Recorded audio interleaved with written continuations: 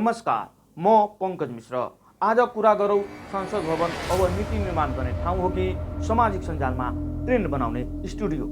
देशको सर्वोच्च जनप्रतिनिधि संस्था हो संसद। यहाँ कानुन बन्नुपर्छ, नीति बन्नुपर्छ, जनताको समस्या बोल्नुपर्छ। तर पछिल्ला घटनाहरूले एउटा गम्भीर प्रश्न उठाएको छ। हाम्रो संसद अब बहसको थलो हो कि भाइरल कन्टेन्ट बनाउने ठाउँ? प्रधानमन्त्री बालेन शाहले राष्ट्रपतिले नीति तथा कार्यक्रममा वाचन गरिरहँदा संसदबाट भागिए।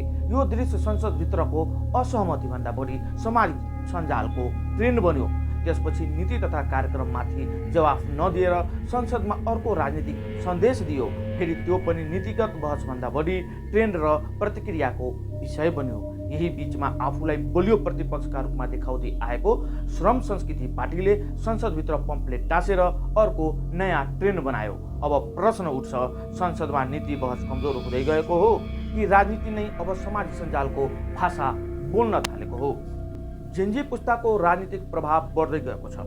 यो पुस्ता लामो भाषणभन्दा छोटो सन्देश हेर्छ, कागजी दस्तावेजभन्दा दृश्य प्रभाव खोज्छ, बहसभन्दा प्रतीकात्मक विद्रोहमा छिटो प्रतिक्रिया दिन्छ।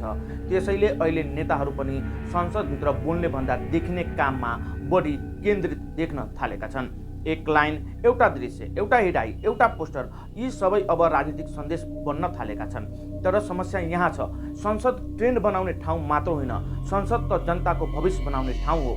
ट्रेन्ड 24 घण्टामा हराउँछ, तर संसदले बनाएको नीति वर्षौंसम्म जनताको जीवनमा असर गर्छ। यदि संसदमा बहस कमजोर भयो भने लोकतन्त्र कमजोर हुन्छ।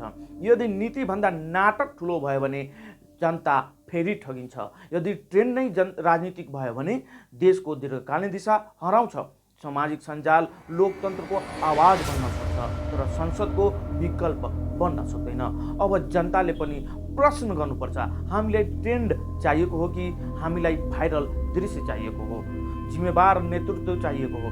संसदलाई कन्टेन्ट स्टुडियो बनाउने कि देश निर्माण गर्ने ठाउँ बनाउने? याद राखौ, संसद ट्रेन्ड बनाउनका लागि होइन, राष्ट्रको भविष्य लेख्नको लागि हो।